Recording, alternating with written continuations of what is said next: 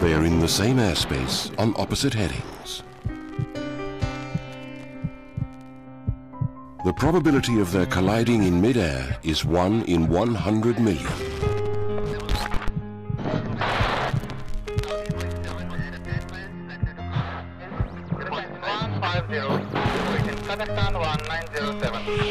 But for these aircraft and the 349 people aboard them, that probability is about to be realized.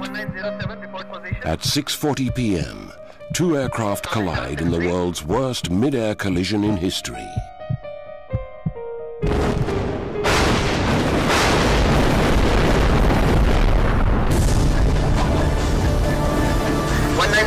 Delhi, Saudi 763, South 7.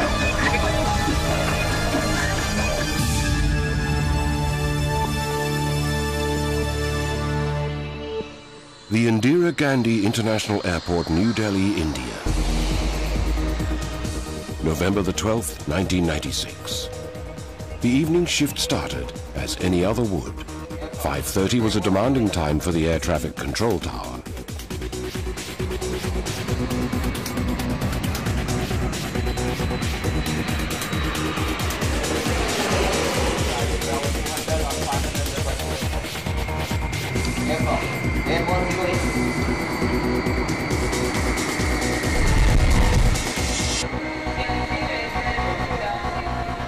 The International Departure Terminal, too, was a hub of activity. Passengers slowly filtered in after brief goodbyes from relatives and well-wishers.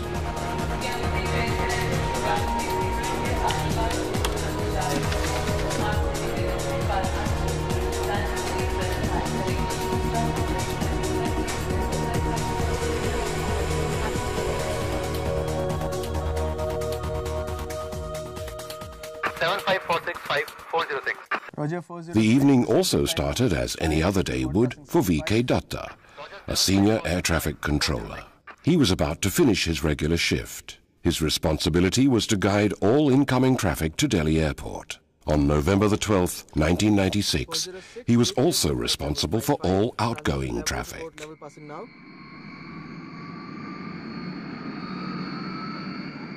At 6:33 p.m., Saudi Airlines 763, under the command of Captain Khalid Al-Shubhaili, co-pilot Nasir Khan, and flight engineer Edris, takes to the runway. Clear for take runway 28 Saudi 763, final is clear.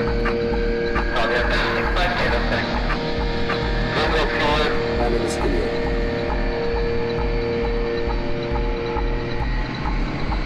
P1 rotate.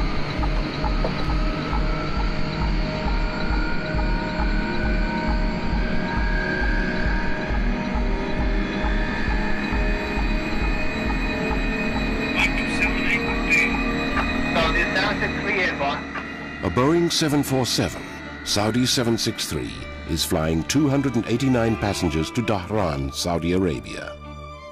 At approximately the same time, flying into Delhi from the former Soviet Republic Kazakhstan is Kazakhstan Airlines 1907.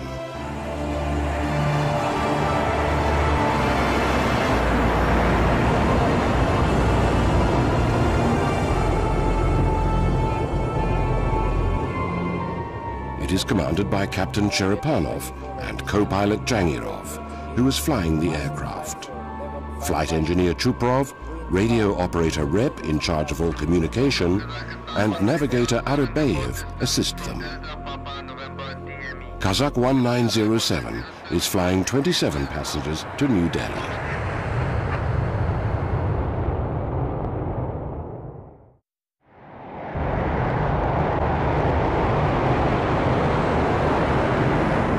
Three minutes after takeoff from Delhi Airport, on board Saudi 763, 16-year-old Sarab and 14-year-old Gaurav are excited. Not only is this their first flight, they're going to see their parents after 9 long months. That day I had spoken to them in the morning. I spoke to my eldest son. The younger one was sleeping. I thought they're coming today. We'll get to talk a lot. Why wake him up? This was their first flight. They checked in by themselves, did everything on their own. Went through security checks and then boarded the aircraft. It was their first flight. This was their last flight as well. 35-year-old Farah Mumtaz is torn between leaving her daughters in Delhi and visiting her husband in Jeddah. I was the last one to say goodbye. When I hugged her, she told me to behave and not trouble anyone. My mother was leaving for 15 days. We had never stayed away from her for that long. We were crying when she left home. I don't know why, but I felt that this was the last time I was seeing her.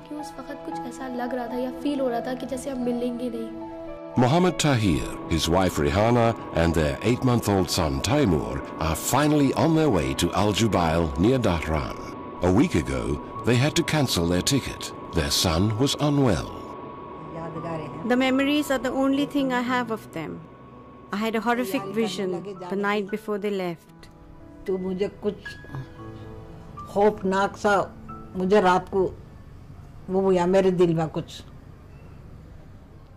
my dreams, I saw a man who told me to hold on to my heart. 2 aircraft are in the same airspace on opposite headings. The probability of their colliding head-on in the air is 1 in 100 million. Yet it happened. Why?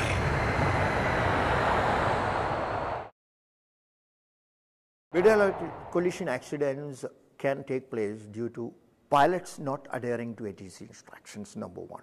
Number 2, error in the instrument readings. Number 3, erroneous instructions by the air traffic controller.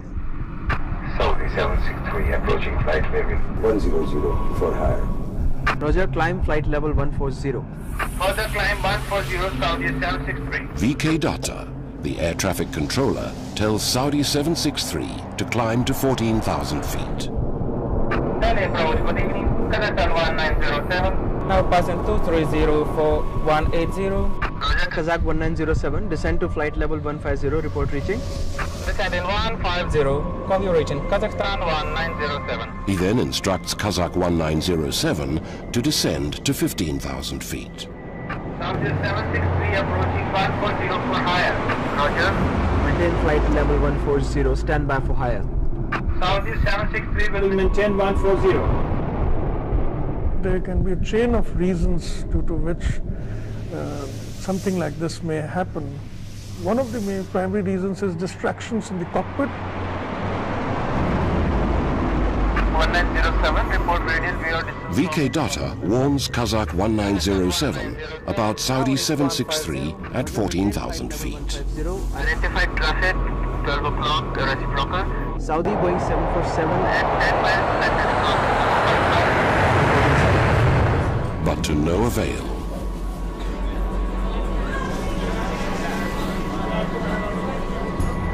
At 6:40 p.m., the seemingly impossible happens.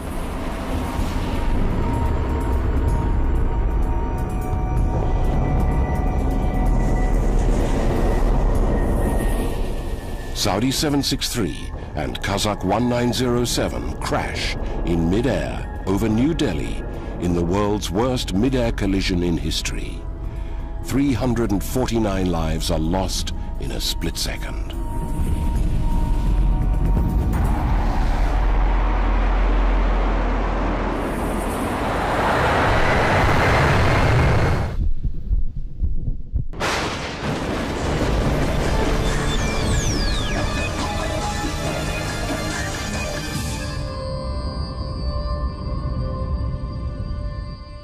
I was actually leaving office when my input editor, Suparna Singh, said, Vishnu, there is some news which is coming in which we'd like you to check out. News of a possible disaster, possible air crash. We drove out from Delhi, we drove into Haryana. At that stage, we didn't have any information about just where the crash had taken place, so we just proceeded in a general direction. I would say it was about 9 to 9:15 in the evening at this stage. We stopped our vehicle immediately, and the wreckage was about a kilometer away from me. And as one kept walking, I realized all around me there were clumps. What I thought was cow dung. And it wasn't too long, perhaps just a few seconds, when I realized that, look, maybe these clumps aren't manure at all, that perhaps this could be debris or perhaps it could be something else. And I immediately told Tulsi, my camera person, to switch on his camera light. Tulsi, switch on the light. And immediately we saw all around us, we saw dead bodies all around us. Within a few moments of actually switching on our camera light, we realized that there was no question of any survivors. The Saudi Boeing 747, the Kazakh Ilyushin 76 aircraft, there was no part of the fuselage of the aircraft which was intact. Everything had been obliterated. There were dead bodies all around. It was abundantly apparent that there was no one who would survive this. When this incident happened, I was 7 years old. For the next couple of years, I kept thinking she'll come back. They have gone to get my son. He's hurt, but he'll be back. He'll be back. I could only find the passport of my eldest son. It took a second for everything to be destroyed.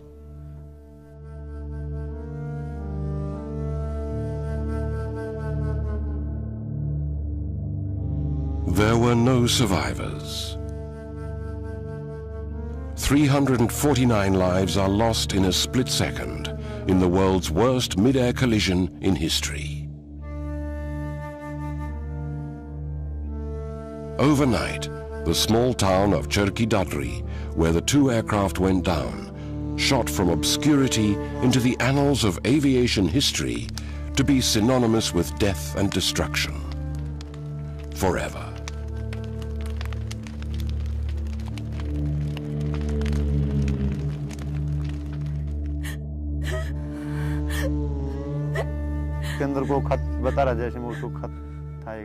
I found a letter in the crash site.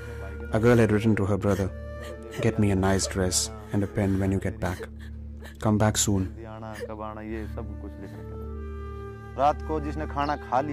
Villagers who had their dinner before the crash were the only ones who ate that night. With so many dead bodies lying in our village, who could eat? It felt like we had lost our family.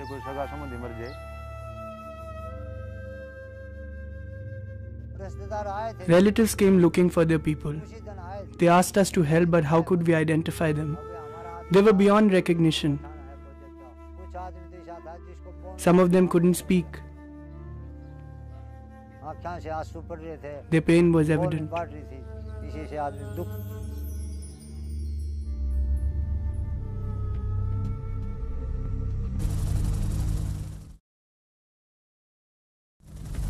The full extent of the tragedy was visible from the air. The wreckage of the two aircraft was spread over 7 kilometers. Whatever was left of Saudi 763 was either buried in the ground or lay scattered in tangled heaps of molten metal. And they too told a story. They told the investigators how the Boeing 747 disintegrated in mid-air. 747 had lost its tail plane, went out of control, spinning violently, whereby the wings separated and the 4 engines fell miles apart. Kazakh 1907 had survived in bits and pieces. The cockpit shattered, but the burnt instrument console was still intact. Charred remains of its fuselage stood as a lone witness to a startling fact that the aircraft had not disintegrated in mid-air. So that means that it had some flyability until very close to the ground, but it broke after impact on the ground. Primary investigation of the wreckage suggested 2 points of impact. The 747, I believe, was fairly straight and level, whereas the Kazakh aircraft was a slightly bank turn and offset slightly, so that the wings contacted each other first. One wing off of the Kazakh aircraft and certainly the tail off of the 747, and that led to the crash. And as far as the altitude of impact was concerned, the only clue was from one of the altimeters of Kazakh 1907 found in the wreckage. It was frozen at 14,895 feet.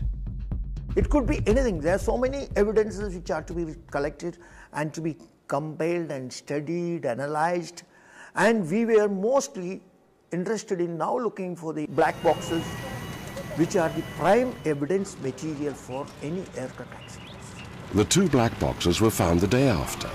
The Indian Court of Inquiry, the investigation agency, sealed the black boxes and sent them for decoding. While Kazakh 1907's black box would be decoded in Moscow, Saudi 763's black box would be decoded in the United Kingdom. But to begin with, the investigation headed not too far from Cherki Dadri to the Air Traffic Control, the ATC. What happened is something which should not have happened has happened. In no ATC in the world would ever like a mid-air collision accident to take place. And immediately it is felt that it could be a mistake on their part. That would be the normal reaction. The unblinking, watchful eyes that stare at the radar screen day in and day out are human. And sometimes it is human error that results in a potentially disastrous consequence. He might just give you wrong altitude clear too. There have been various incidences where the ATC controller has given wrong altitude clearance, due to which accidents have taken place. When VK Datta took over his shift on November the 12th, 1996, he brought with him more than 10 years of experience and proficiency as an air traffic controller. Was it possible that he had given incorrect instructions that led to the mid-air collision? The first course of action for the investigators was to replay the ATC tapes.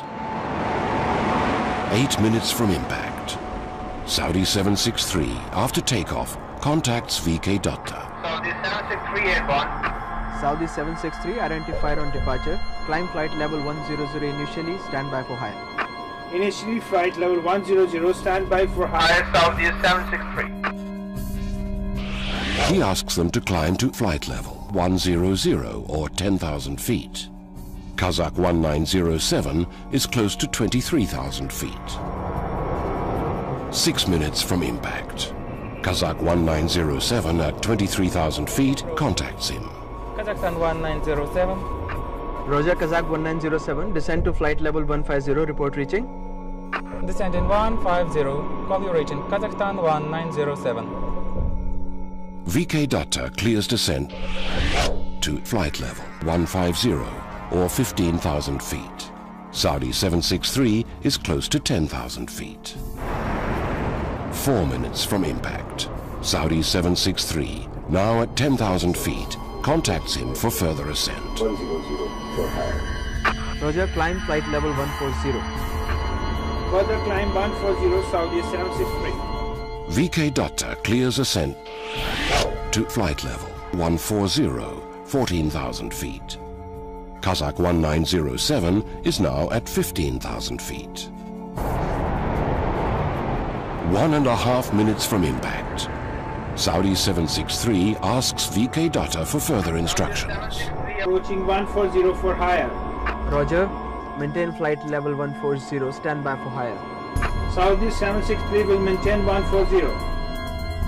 He asks them to maintain 14,000 feet till further notice. Kazakh 1907 is at 15,000 feet.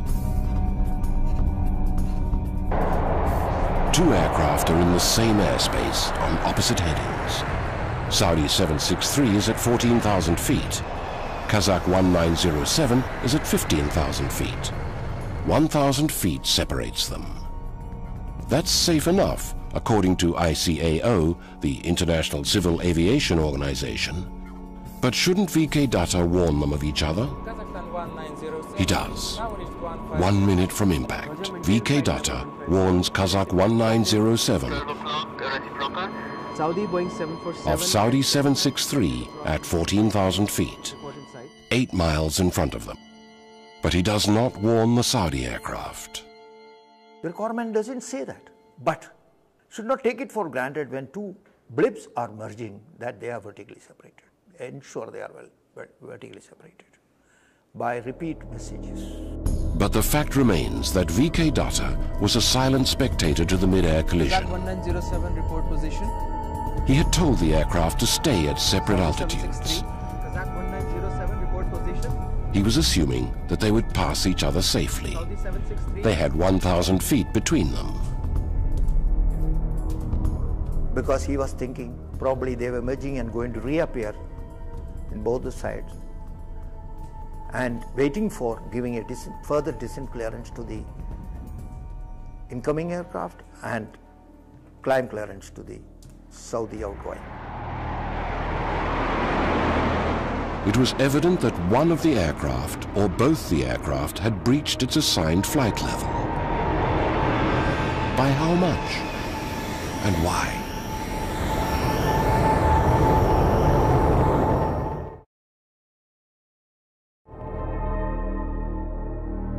Three months after the accident, on a cold February morning in Moscow, the black box of Kazakh 1907 was cut open. The investigators heard the voices of the Kazakh crew for the first time. Kazakh 1907, report radial view, this is the immediate department member. Kazakh 1907, now reached 1500, 46 miles from Delta Papa November, radio 610. Roger. Maintain flight level 150, identify traffic, fellow clock, reciprocal, Saudi, Boeing 747 at 10 miles, likely to cross to another 5 miles. Report if inside. From here. Mountain 150, Kazakhstan 1907. It was clear from the tape that the air traffic controller instructed the Kazakh crew to stay at 15,000 feet. He also told them to look out for the Saudi aircraft and to report back once they had sighted it. The turning point of the investigation was when the digital flight data recorder that records altitude, speed and other technical parameters was decoded. It ruled out technical malfunction. The altitude of impact could not be calculated with accuracy. It had a huge margin of error. But the graph revealed a startling fact. Kazakh 1907 had descended below 15,000 feet. This was a point which we all had in our mind at the time. Why? If a pilot is told to maintain certain level and if he doesn't maintain, there must be some reason for it. You can argue that the crew made an error and just descended, but it's the puzzling part is building up why, in fact, if they made an error, why they made an error, and trying to piece that together. The possible answer to that question lay with the sole eyewitness to the mid-air collision, Captain Timothy J. Place of the United States Air Force. He was flying into New Delhi Airport at the same time. He had seen the collision from 20,000 feet. We descended down beneath 20,000 feet. On the arrival, it was about dusk, and we noticed out of our right-hand side a large cloud lit up with an orange glow. At first, we thought it would be lightning, but the glow stayed and became brighter in intensity, lit up the area very bright. Two fireballs seemed to appear heading in our general direction, not in our immediate vicinity, diverging away from each other. The glow intensity of the cloud became dimmer, and the two fireballs proceeded to descend down and hit the ground. The mid-air collision happened in the clouds. Is it possible that Kazakh 1907 had descended due to bad weather? It had happened before. On December the 19th, 1973, the Delhi airport is enveloped in a thick fog. Visibility is down to 1,000 meters. A Lufthansa Boeing 707 undershoots the runway and crash lands 1,500 feet short. The Inquiry Commission finds out that the co-pilot who was flying the aircraft did not monitor the descent adequately. He was too busy trying to land the aircraft in the sudden haze and thick fog that impaired his visibility. Could the same thing have happened to Kazakh 1907? Could they have been caught in a freak weather condition? Did co-pilot Jangarov not monitor the altitude? Could he have been too busy battling bad weather? The sorts of weather conditions that can cause an aircraft to lose a great deal of altitude are things like thunderstorm activity, where you get updrafts and downdrafts in the centre of a thundercloud. That could have caused one of them to descend or another to climb. But on November the 12th, 1996, the Met Department had not issued a severe weather warning. It was slightly foggy, there were scattered clouds, and that was about it. Most importantly, Kazakh 1907's cockpit voice recorder did not record any intra-cockpit conversation relating to bad weather. Neither did the digital flight data recorder record sudden changes in the aircraft's movements, nor any severe weather condition. There was no sudden descent. Kazakh 1907 had descended gradually. I don't think that the actual weather conditions would have caused the Kazakh aircraft to descend at all. It was like a jigsaw puzzle whose pieces just didn't fit.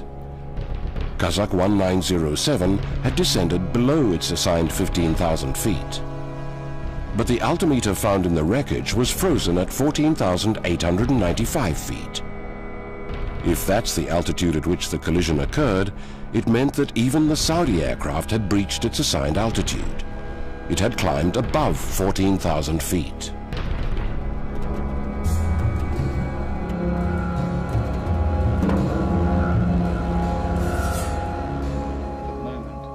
Now, all the answers lay in the black box of Saudi 763.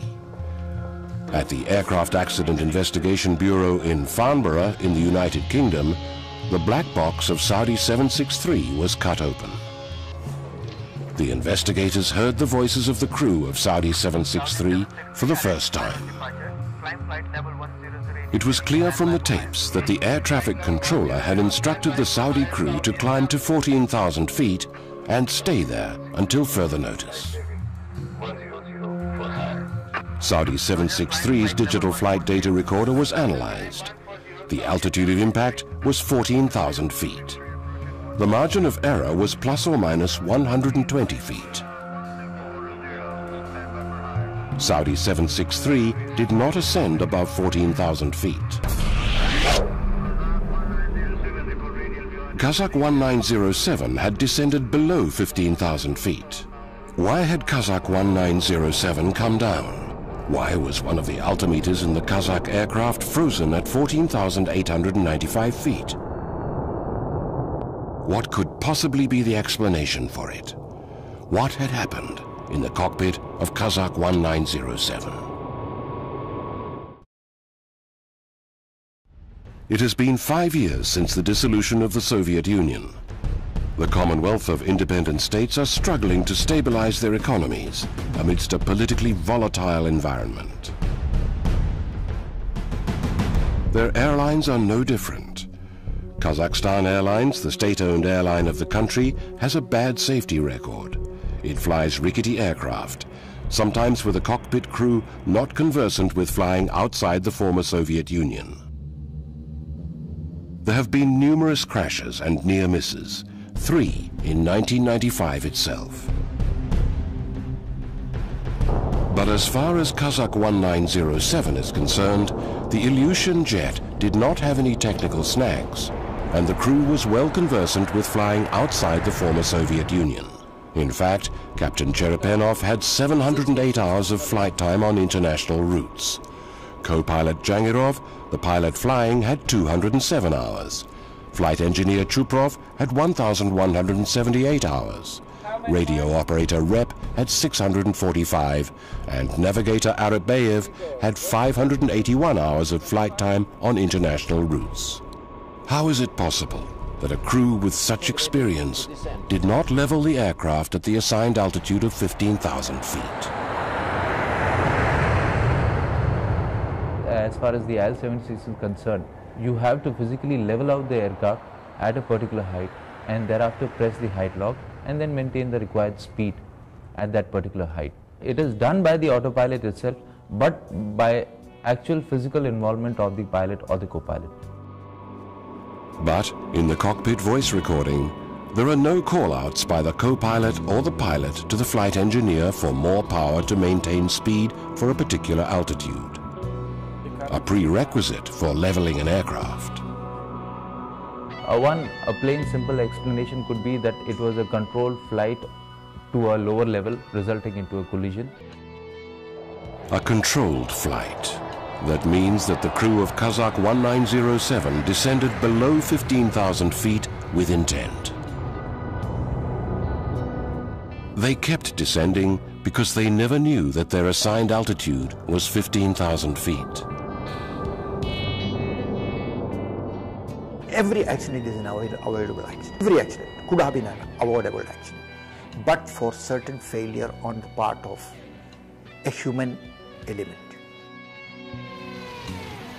It's as simple and as tragic as that. A 1 in 100 million possibility became a horrific reality due to human error. 349 lives are lost in a split second because one of the aircraft did not maintain its assigned height.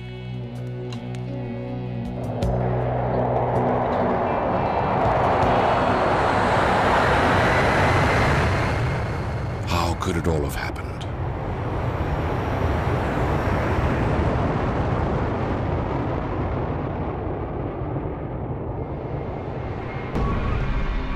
Every accident, every disaster has a sequence, links in the chain of events, where one mistake leads to another, which finally leads to the catastrophe. In the world's worst mid-air collision, the sequence started 8 minutes before impact, at 6:33 p.m., when Saudi 763 takes off. VK Datta assigns them 10,000 feet. Kazakh 1907 is at about 23,000 feet. Both aircraft are in the same airspace on opposite headings. This should not have happened. This is the first mistake, the first link in the chain of events that leads to the disaster. To avoid this, the airspace above Delhi Airport should have been unidirectional. There should be 2 separate air corridors, one for the departing aircraft and the other for arriving aircraft. Then 2 aircraft on opposite headings would never share the same airspace. But this wasn't the case at Delhi Airport. There just wasn't enough room. Part of the airspace is reserved for the Indian Air Force. Why do we always have to wait for any kind of disaster, a catastrophic disaster? Can't we do it before so many innocent lives are lost? There may be certain constraints which I can understand, but not to an extent where we have to wait for a crash, or it is something like a time bomb ticking. The time bomb is ticking. 6 minutes to impact. Kazakh 1907 contacts VK Datta for the first time. He assigns them 15,000 feet. Descend to flight level 150, report reaching. Descend in 150. The radio operator acknowledges the height, but astonishingly does not inform the 2 pilots. Worse still, the navigator also hears the assigned flight level on his headset. He is heard converting it to meters for the 2 pilots, but neither of them acknowledges the assigned height. This is the second mistake, the second link to disaster. My personal view is that there was confusion with the pilots about what their cleared altitude was. There may have been some language difficulties. The pilot and co-pilot's knowledge of English is limited. The radio operator is translating all commands from the Delhi Air Traffic Control for them. Pilot flies, gets the information, directly makes a lot of difference. The reactions are spontaneous, instantaneous. Saudi 763 approaching flight level 100 for higher. Roger, flight level 140. Further climb 140, Saudi 763. 2 minutes to impact. Kazakh 1907 is gradually descending. It's now at about 16,000 feet. Captain Cherepenov, the pilot who is not flying, is supposed to inform the cockpit crew of the estimated time and height to level out. He never does. This is the third link to the disaster.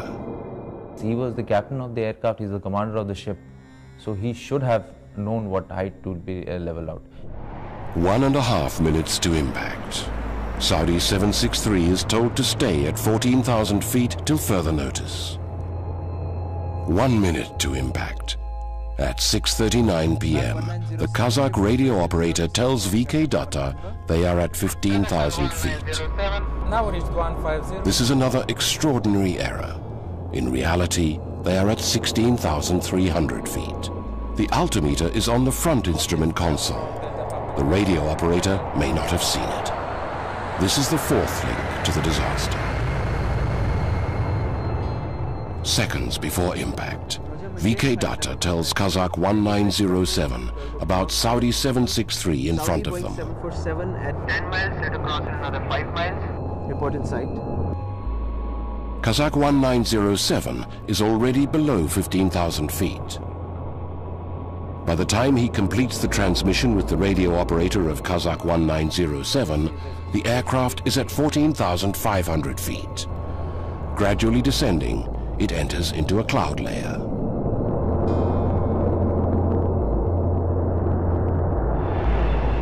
Saudi 763, at 14,000 feet, enters the same cloud layer.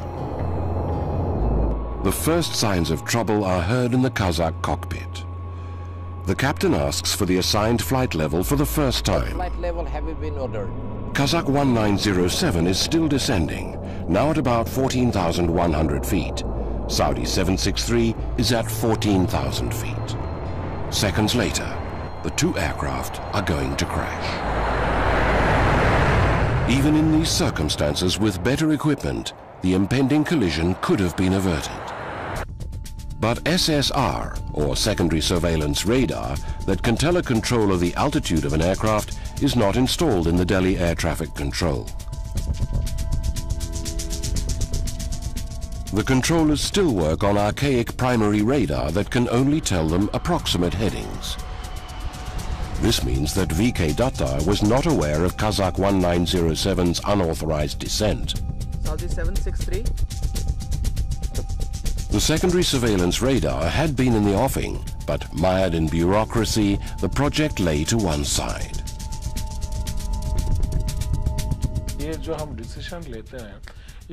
There are too many channels to go through, hurdles to cross, so these things take time.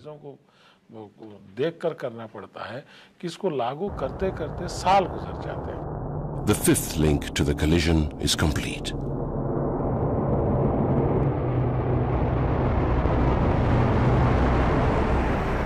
Seven seconds before impact, a tragic sequence of events unfolds in the Kazakh cockpit. The flight engineer realizes that the aircraft has descended below 15,000 feet, their assigned flight level. He probably tries to accelerate to climb, but the captain asks him to hold on and not to accelerate. The flight engineer responds by calling out, "Holding." Holding. What I feel has happened at that point of time is that the engineer has realized that the aircraft has gone below 150. He has started opening power, anticipating the next moment I will get a call for climbing or accelerating. But the captain is not yet sure, or maybe he's made a gesture to the flight engineer that hold the power. Kazakh 1907 holds its course. It keeps descending.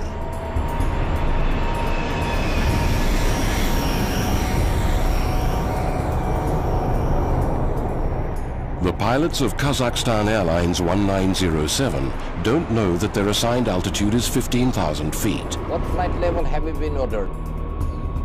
The air traffic controller can't warn them. He doesn't have secondary surveillance radar. There is a last resort. But neither of the aircraft has TCAS, traffic collision avoidance systems, installed. They do not have onboard computers that can warn them of another aircraft directly in front of them and suggest evasive action.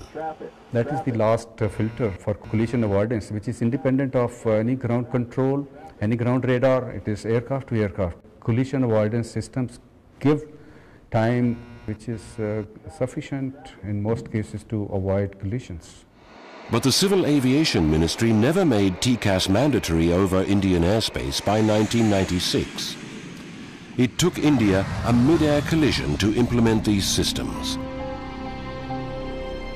The 6th and the final link to the collision is complete. 2 seconds to impact. Saudi 763 is at 14,000 feet. Kazakh 1907 is at about 14,000 feet. The radio operator shouts out a warning. The captain asks for full power. If only he hadn't. Kazakh 1907 would have passed safely below Saudi 763, but it's too late. The flight engineer opens full power on all engines. Kazakh 1907 accelerates to climb to 15,000 feet. There's chaos in the cockpit. Everyone's screaming. They have just seen Saudi 763 coming towards them.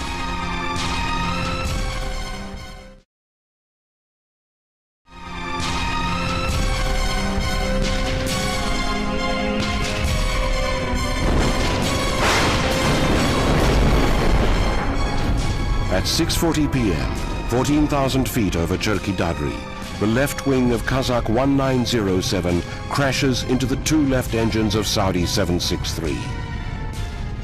Saudi 763 catches fire instantaneously.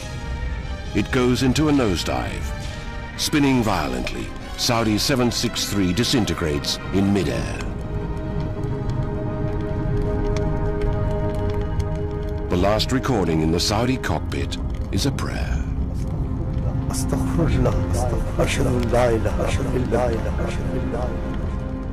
Kazakh 1907 keeps climbing. The altimeter, later found in the wreckage, freezes at 14,895 feet. The aircraft reaches 15,856 feet and then falls down to earth.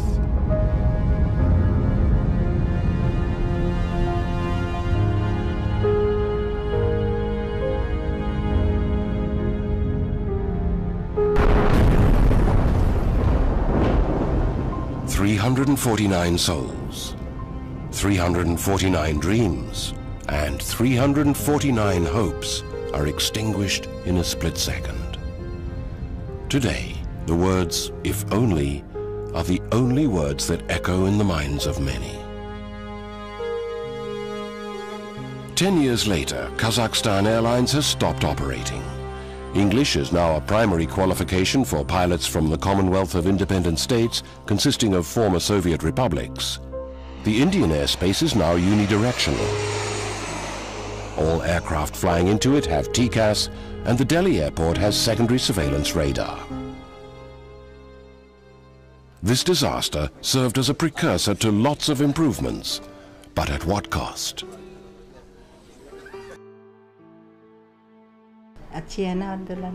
Isn't my daughter-in-law beautiful? My son was also good.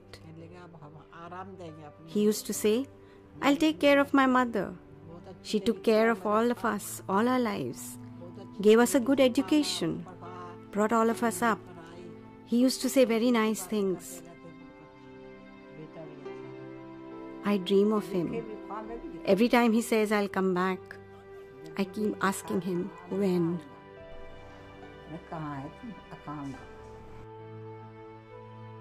It is very difficult in life to lose young children. I only have their memories now. Even though it hurts me a lot, I definitely want to keep these memories. I planned so many things for myself, for my life. Everything finished in 1 second. मेरी mummy जहाँ तक लोग बोलते हैं कि बहुत ही अच्छे nature की थी. I remember having her around always, working in the same room where I would be, playing or doing my stuff. That's all I remember. I was very young. I miss my mother the most when I see other mothers with their daughters. करती हूँ जब मैं मतलब किसी और